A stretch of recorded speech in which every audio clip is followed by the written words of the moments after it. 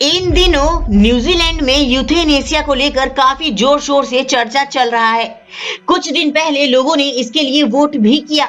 लोगों से मिले वोट और उनकी सहमति के आधार पर अब सरकार इसके लिए कानून भी बनाने की तैयारी कर रही है। जनमत संग्रह में लोगों ने अपने विचार खुलकर रखे हैं। हम बात कर रहे हैं यूथेनेसिया के बारे में, जिसको लेकर न्यूजीलैंड में बीते 5 सालों से बहस जारी था। अब आम चुनाव के दौरान इसके लिए जनमत संग्रह भी कराया गया, जिसमें ये बातें सामने निकल कर आई हैं कि फिलहाल 65% लोग इसके पक्ष में है। इस वीडियो में हम 2 टॉपिक पर बात करेंगे कि आखिर क्या है ये यूथेनेसिया, और दूसरा चिंपैंजियों पर 11 साल की रिसर्च के बाद और 78,000 घंटे तक नजर रखने के बाद क्या नतीजे निकले। वीडियो शुरू करने से पहले एक रिक्वेस्ट है मेरा आपसे कि नीचे रेड कलर के सब्सक्राइब बटन में क्लिक करके बेल आइकन को प्रेस कर दीजिए, ताकि मेरे आने वाले नॉलेजेबल वीडियो भी आप देख सके। तो चलिए आज की वीडियो शुरू करते हैं। दरअसल न्यूजीलैंड में इच्छा मृत्यु को यूथेनेसिया के नाम से जाना जाता है। न्यूजीलैंड के लोगों ने यूथेनेसिया यानी इच्छा मृत्यु को वैध बनाने के लिए भारी समर्थन दिया है। इस मुद्दे पर 17 अक्टूबर को हुए मतदान के शुरुआती नतीजे बता रहे हैं कि 65% से ज्यादा लोग इच्छा मृत्यु का अधिकार चाहते हैं। इच्छा मृत्यु पर जनमत संग्रह देश के आम चुनाव के साथ ही करा लिया गया। इन चुनावों में प्रधानमंत्री जेसिंडा आर्डर्न को भारी जीत मिली। वोटों की गिनती से पता चला है कि 65.2% लोग यूथेनेसिया के पक्ष में हैं, जबकि 33.8% लोग इसका विरोध कर रहे हैं। इन नतीजों से साफ है कि न्यूजीलैंड जल्द ही उन मुट्ठी भर देशों में शामिल हो जाएगा जो डॉक्टर की मदद से इच्छा मृत्यु की अनुमति देते हैं। न्यूजीलैंड के कानून में इस सुधार के लिए अभियान चला रहे डेविड सैमूर ने इसे जबरदस्त जीत बताया और कहा कि ये न्यूजीलैंड को मानवता के लिए ज्यादा दयालु बनाएगा। न्यूजीलैंड में इच्छा मृत्यु पर बहस लेक्रेटिया सिल्स ने शुरू की। साल 2015 में इस महिला की ब्रेन ट्यूमर की वजह से मौत हो गई। मौत उसी दिन हुई जब कोर्ट ने अपनी इच्छा के समय पर मृत्यु की लंबे समय से चली आ रही उसकी मांग को ठुकरा दिया। सिल्स के पति मैट विकर्स ने कहा कि आज मुझे बहुत राहत और कृतज्ञता का अनुभव हो रहा है। हालांकि न्यूजीलैंड में चर्चों के संगठन साल्वेशन आर्मी का कहना है कि कानून में सुरक्षा के पर्याप्त उपाय नहीं है और इसके नतीजों में लोगों को अपनी जीवन लीला खत्म करवाने के लिए बाध्य किया जा सकता है। साल्वेशन आर्मी का कहना है कि कमजोर लोग जैसे कि बुजुर्ग और ऐसे लोग जो मानसिक बीमारी से जूझ रहे हैं, वो इस कानून के कारण खास तौर से जोखिम में रहेंगे। इच्छा मृत्यु को सबसे पहले नीदरलैंड में साल 2002 में वैध करार दिया गया था। इसके तुरंत बाद उसी साल बेल्जियम में भी इसे कानूनी तौर पर घोषित कर दिया। 2008 में लग्जमबर्ग, 2015 में कोलंबिया और 2016 में कनाडा ने भी इसे कानूनी रूप दे दिया। ये अमेरिका के भी कई राज्यों में वैध है और साथ ही ऑस्ट्रेलिया के विक्टोरिया राज्य में भी इसे वैध करार दिया गया है। इसके अलावा कुछ देशों में मदद से आत्महत्या की भी अनुमति है, जिसमें मरीज खुद ही किसी घातक दवा का सेवन करता है, बजाय किसी मेडिकल कर्मचारी या फिर किसी तीसरे पक्ष के। नीदरलैंड में 12 साल से कम उम्र के बच्चों को भी इच्छा मृत्यु का अधिकार दे दिया गया। अब तक वहां नाबालिगों के मामलों में 12 साल से अधिक उम्र के बच्चों या फिर माता पिता की सहमति से नवजात शिशु को यूथेनेसिया का अधिकार था। न्यूजीलैंड में पिछले साल मदद से मौत की अनुमति संसद से मिल गई थी, लेकिन सांसदों ने इसे लागू करने में जानबूझकर देरी की ताकि लोगों की राय इस मामले में ली जा सके।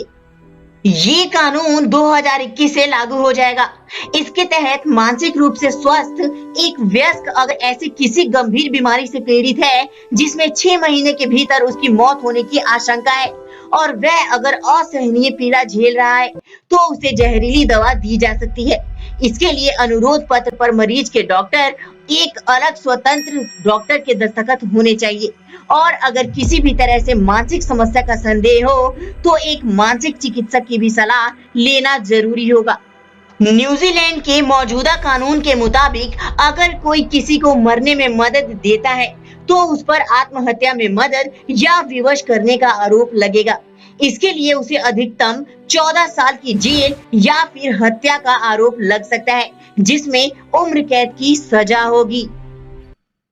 वैसे चिंपैंजियों को हम इंसानों का पूर्वज ही माना जाता है। कई मायनों में इनके बिहेवियर भी हम मनुष्यों की तरह ही पाए गए हैं। अब एक लंबे समय तक की गई रिसर्च में चौंकाने वाले नतीजे सामने आए हैं। अमेरिका के एक साइंस जर्नल में छपी रिपोर्ट में चिंपैंजी के व्यवहार के बारे में कई बातें सामने आई हैं। अमेरिका की मिशिगन यूनिवर्सिटी की जंतु मनोविज्ञानी अलेक्जेंड्रा रोसाती के नेतृत्व में हुई रिसर्च से जानवरों में उम्र के साथ सामाजिक चयन को दिखाने वाला पहला सबूत मिला है। इससे इंसान के रवैये को समझने में मदद मिलती है।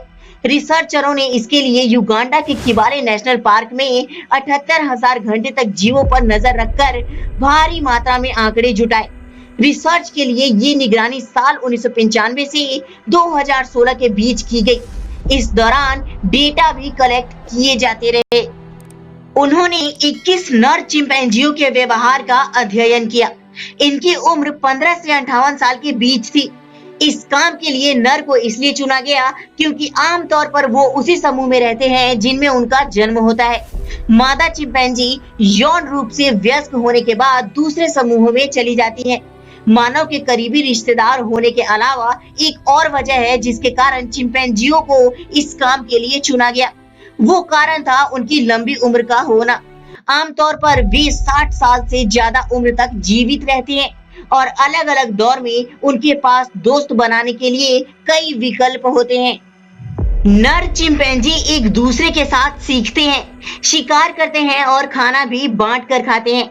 ये चिंपैंजी सामूहिक रूप से अपने इलाके की पहरेदारी के लिए गश्त लगाते हैं और अपने समूह में उच्च पद पाने के लिए इंसानों की तरह गठजोड़ भी करते हैं।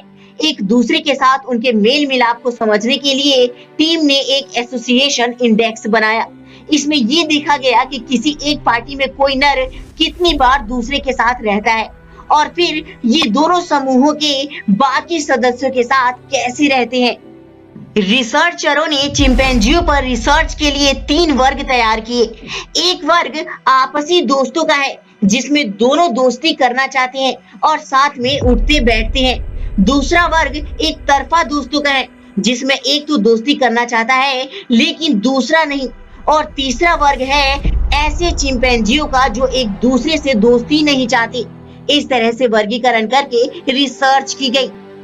रिसर्च में पता चला है कि युवाओं की तुलना में उम्रदराज नर चिंपैंजियों के पास ज्यादा दोस्त होते हैं। एग्जाम्पल के लिए 40 साल के नर के पास किसी 15 साल के नर की तुलना में 3 गुना ज्यादा और गहरे दोस्त थे। 35 साल से ज्यादा उम्र के नर अपने सच्चे दोस्तों को ट्रेंड करते हैं। उम्र बढ़ने के साथ अपने समूह के दूसरे सदस्यों के साथ भी मारपीट, झगड़े, एक दूसरे को काटने या उन पर हमला करने जैसा व्यवहार कम होता जाता है। इसके बाद आखिर वो दौर आता है जब वो ज्यादा समय अपने आप में बिताने लगते हैं और उस समय वो सिर्फ अपने खास दोस्तों का ही साथ चाहते हैं।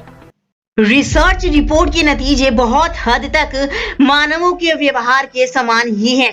उम्र बढ़ने के साथ इंसान भी नए दोस्त बनाने से बचने लगता है और अपना ज्यादा वक्त पुराने दोस्तों के साथ ही गुजारता है। सैद्धांतिक रूप से माना जाता है कि ऐसा इसलिए होता है क्योंकि बढ़ती उम्र के साथ इंसान को अपनी मृत्यु के पास आने का एहसास होने लगता है।